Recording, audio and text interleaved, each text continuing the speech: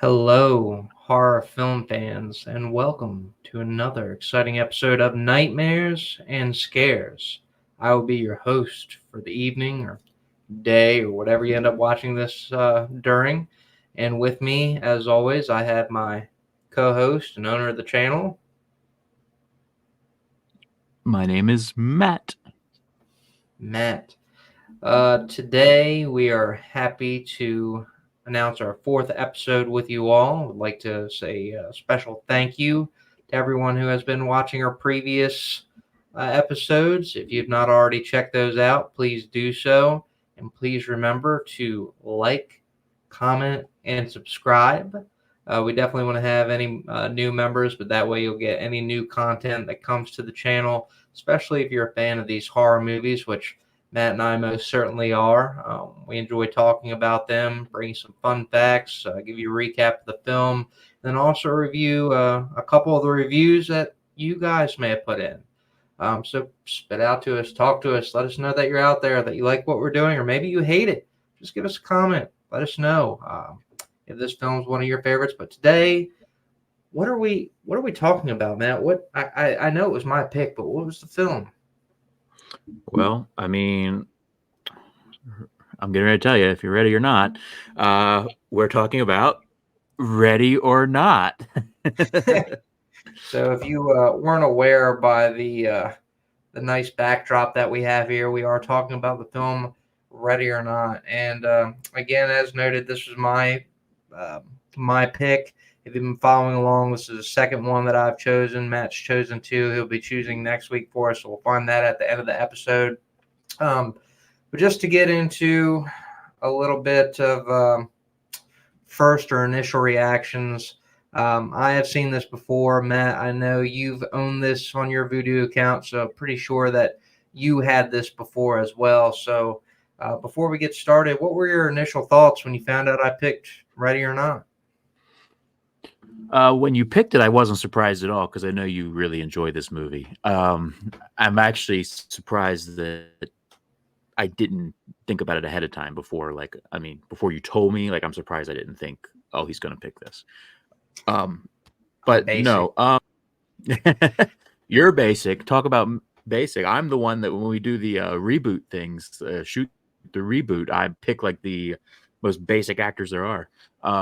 Anyway, no, just a quick initial I guess overview. Ready or Not is something that I don't know that I've ever seen anything as ridiculous as this film, but it's so much fun. So that's my initial my initial little line there. So as Matt pointed out before, this is definitely one of those films that I have a good time watching. It's one that if you were with me in the first pick that I had, I kind of go for a certain kind of horror movie. I enjoy the classics, I do, but I also do enjoy like the new cutting edge, like more fresh, not as recycled ideas that have come down the line. And this certainly falls into that category, and definitely keeps it interesting. It doesn't focus on monsters per se, more so the inner monsters of people, and really it's one of the reasons why I wanted to pick this. So, ready or not, I guess we're going to Here we dive come. into the recap of the film. So, a couple names that we want to remember as we go through this. We do have Samara Weaving, who was playing Grace, the bride that um, was picked to be married into the Ladomas family. We have Adam Brody playing Daniel Ladomas, Grace's new brother-in-law, and we'll talk about him in just a second. We have Mark O'Brien as Alex Ladomas, Grace's husband, Henry Czerny as Tommy Le Dormas, Alex and Daniel's father, and then Andy McDowell as the other big name in this. Surprised that she actually came in on this, but as Becky Le Domas, Alex and Daniel's mother. So, yep, Love, we have a love, nice. love Go me ahead. some Andy McDowell. I was just gonna say, love me some Andy McDowell. Say, I know you're giving a chef's kiss when we introduced her name. So, Yes, um, indeed. Gonna steal the stats from Dan, although full disclosure, he fully provided them to me. Um, apparently they use 17 different versions of that wedding dress in this movie. Uh, and that, for the variations of the dress that we see. Um, and then a couple other things that Dan had brought to my attention that I had no idea about this. Samara Weaving had to be taught how to drive for this. Apparently, I don't know how old she was when she filmed this, but she was old enough that she could have been driving, should have been driving. But I guess we'll have maybe that number in a minute. But um, yeah, she didn't know how to drive. She didn't have a driver's license. She had to be taught how to drive for this film. Um, the mansion, what was it, Les Dumas mansion was filmed uh, as the same place as Billy Madison was filmed, which is quite interesting if you're an Adam Sandler fan or a Billy Madison fan. Um, and then also the studio wanted, apparently, I mean, we talked about the exploding bodies and the children exploding in the hallway, but apparently originally there was a more graphic ending planned, and I'm not sure if it was filmed or not, but the studio apparently requested that it be cut down and tuned down a notch, because to keep an R rated R rating.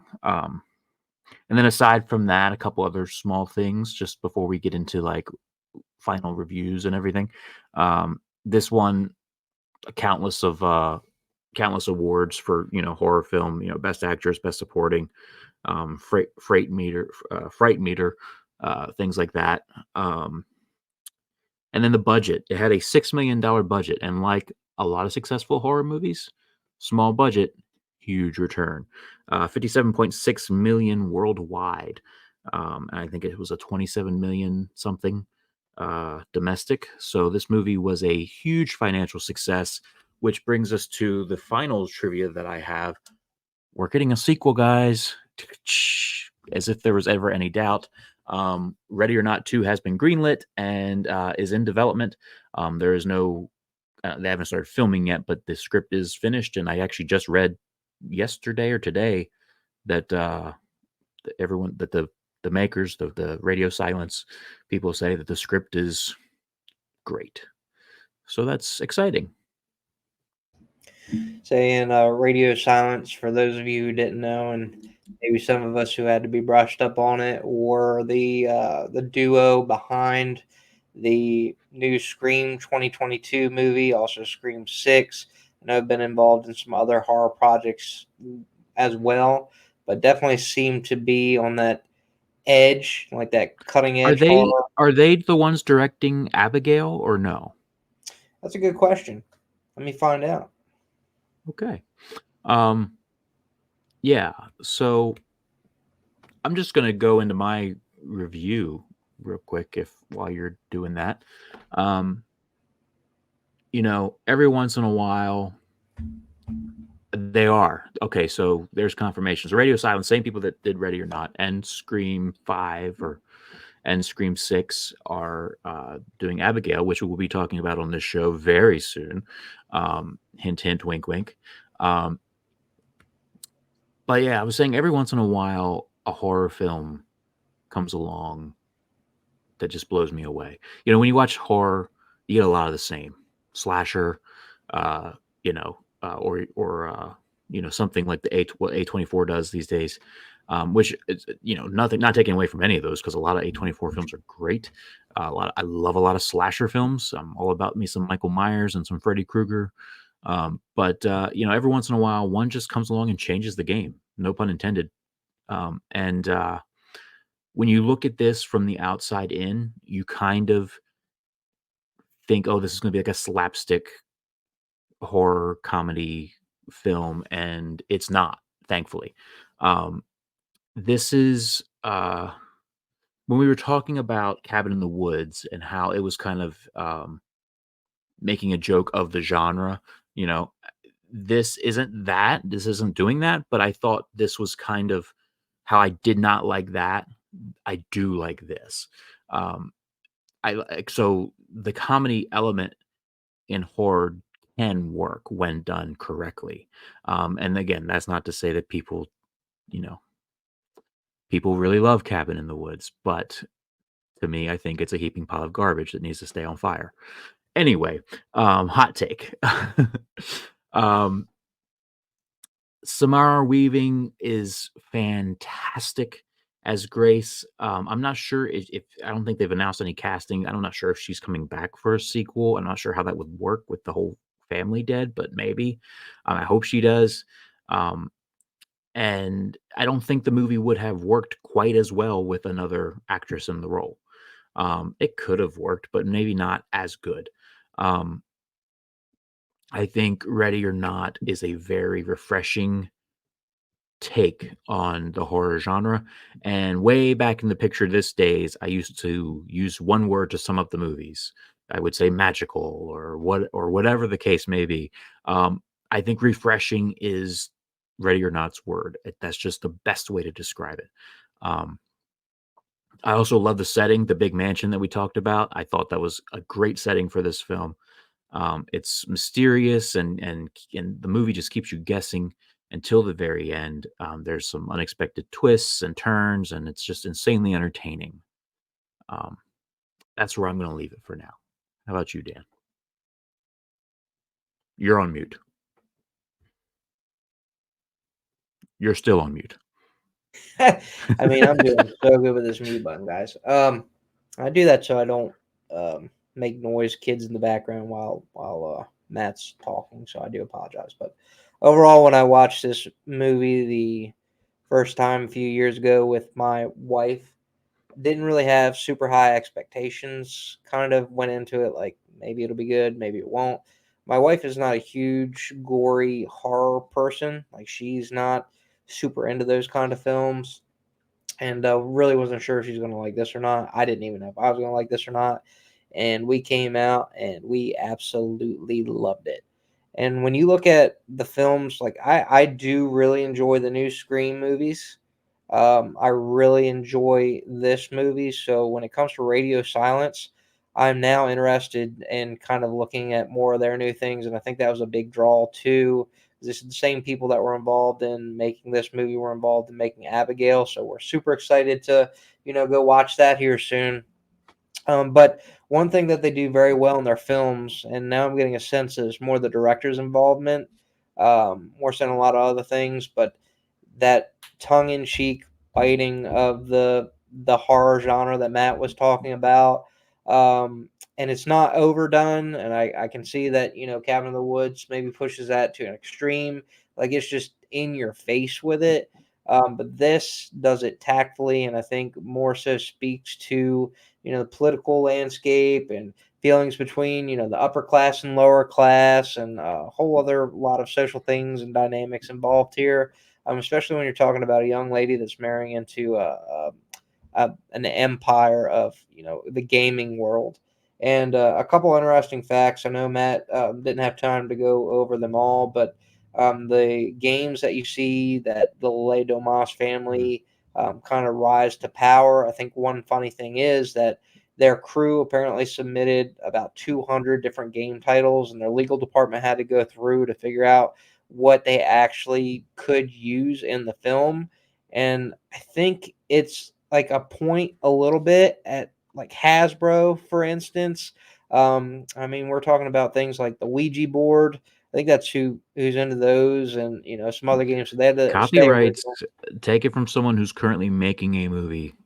Copyrights will get you, and it's a pain in the you know what to avoid copyright because everything is copyrighted. Yeah, even little snippets of music and little Yeah. bouts of film, and you can't use certain characters until 100 years later when their copyrights pass, and then you can put them in all kinds of horror movies, which I'm sure eventually we'll probably touch some of those too on this channel.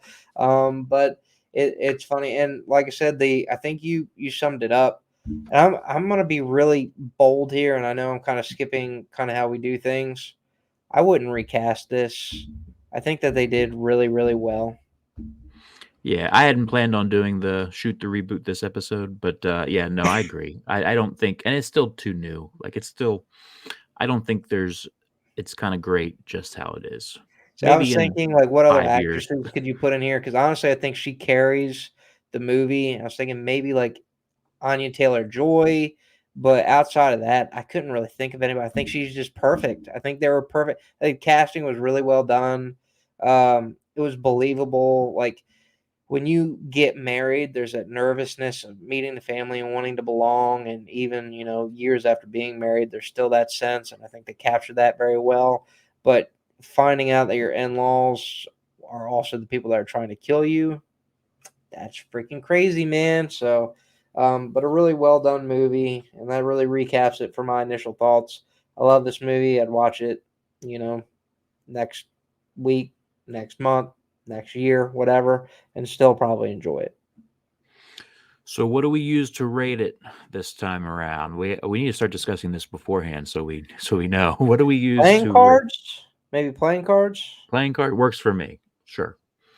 So 1 out of 10 playing cards. Where do you rate Ready or Not? I'm going to. I'm probably gonna regret this. I'm gonna say 10 out of 10 playing cards. Whoa, high number there from Dan the Man. And I mean, you got to ask why. I mean, I think for me, again, when I first watched this, I didn't expect it to be as good as it was. And I don't know if I ever touched on it. My wife, she absolutely loved this, and Yeah, she's not a huge fan of like the macabre, like gory things.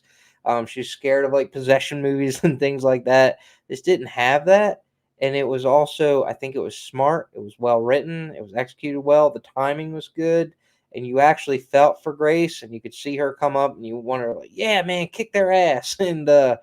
it was just a really good film, and I'd do that 10 out of 10 all day on this. Just completely blew my expectations and really introduced me to, I guess, these directors now to find out. So Um, I'm not gonna go a 10, but I will give this a 9 out of 10 playing cards. I think this is as close as you could come to perfect without actually being perfect. Um, I'm reserving that 10 for certain things that I know we'll get to at some point. So that's what I'm holding off to. But so I'm at 9 with this. okay. All right, Matt. So I know this time in the episode, typically we'll go into some reviews that other viewers like us may have put on. We typically do a lower review and a higher review, and I think in the We need a spirit of, jingle. We need a jingle like real reviews, real reviews. We're gonna talk about real reviews. you should get Mitchell to hook us up with one of those, man, and get his sound and acoustics things going. Maybe play some guitar for us. But Yeah. Yeah, so you took the 1 star last time and I took the 5 star, I think. I think in how we rated this, it's fair that I do the high review on this, regardless. Yes, yes, indeed. And this time we got screenshots, so the audience will actually see the review as well. And I can't see which one I'm about to click on first. So if by some chance the 5 star comes up first, then I'll just let you read that. But here we go. First review comes from it is the 1 star from Gloria uh, ooh, Adusot. So Odisot. Thank you. 1 star review. When you watch a movie and you know it was written by a man, ouch. She's such a weak heroine. She just makes one terrible mistake after the next and is saved by the drunken brother in law because she can't do anything.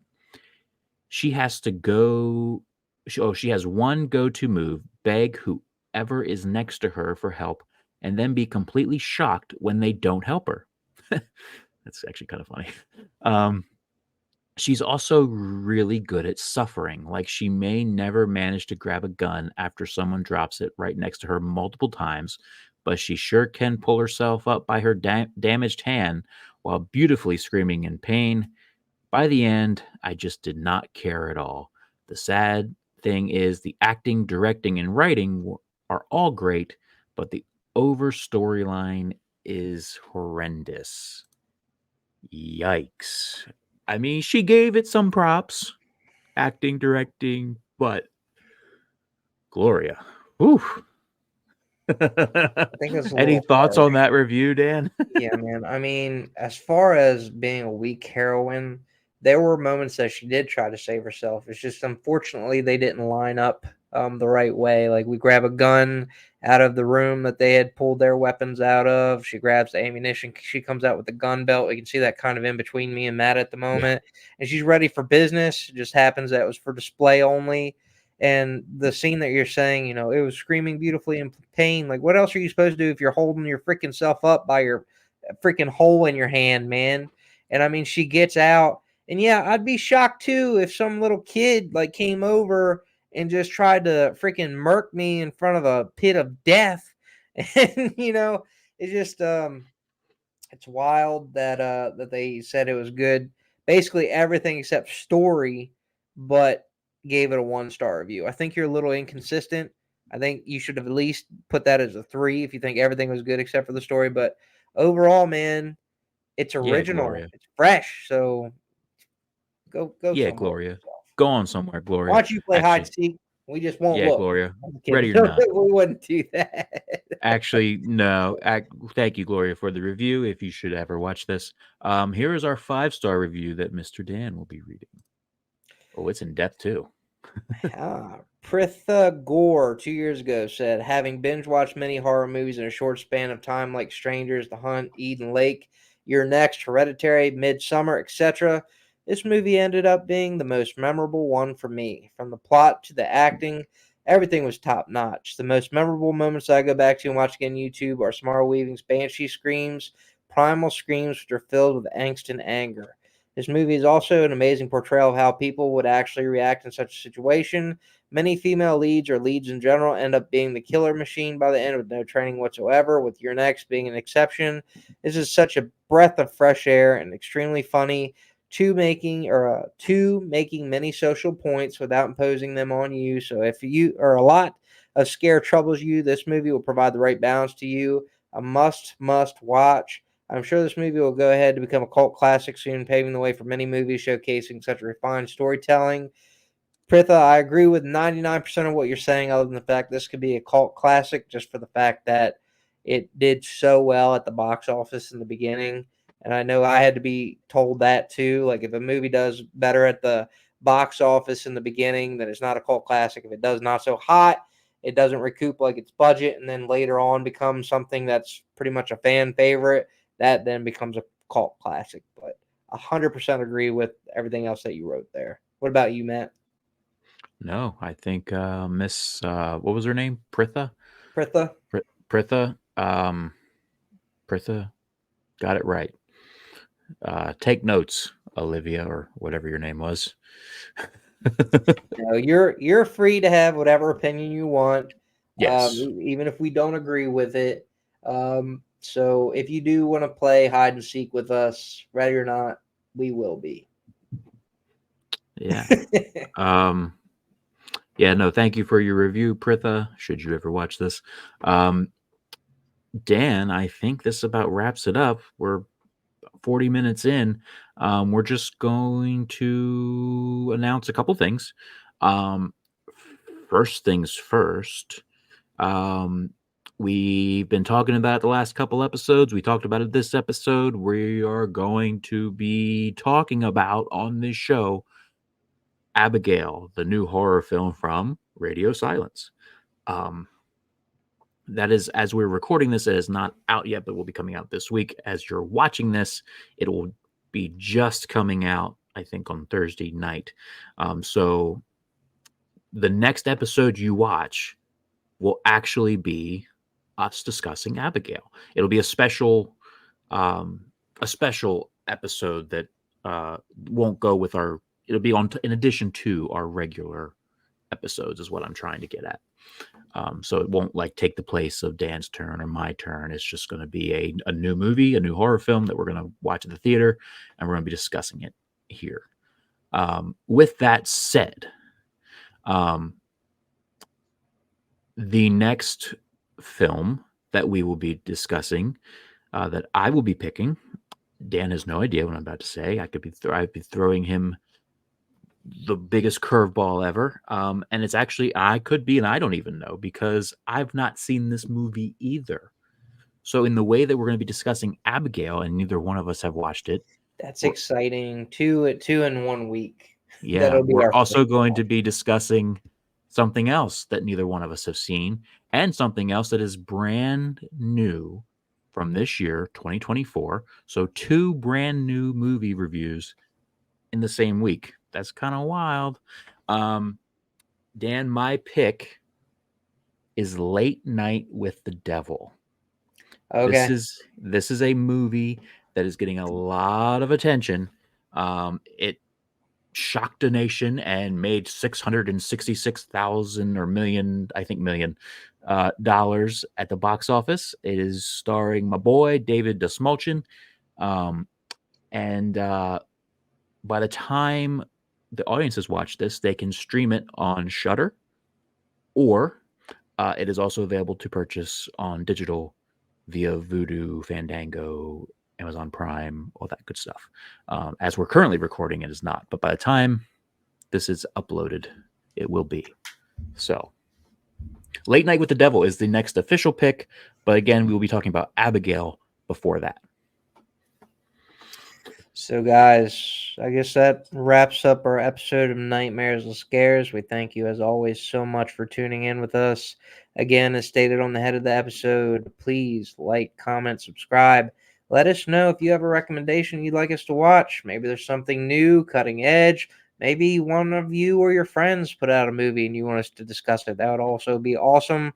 We have, amateur filmmakers in the house interested in talking to other ones. That guy over there filming his own horror movie, and definitely we'll be excited to talk about that when the time comes. So stay tuned for that as well.